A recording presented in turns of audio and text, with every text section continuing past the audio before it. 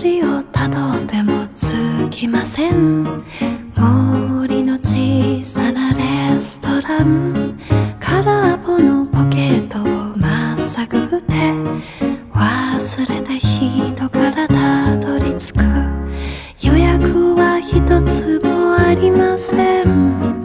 森の小さなレストラン、空席だらけのランチ時、小鳥がパタパタ笑ってる。チュルチュンチュンチュンチュンチュンチュルチュン。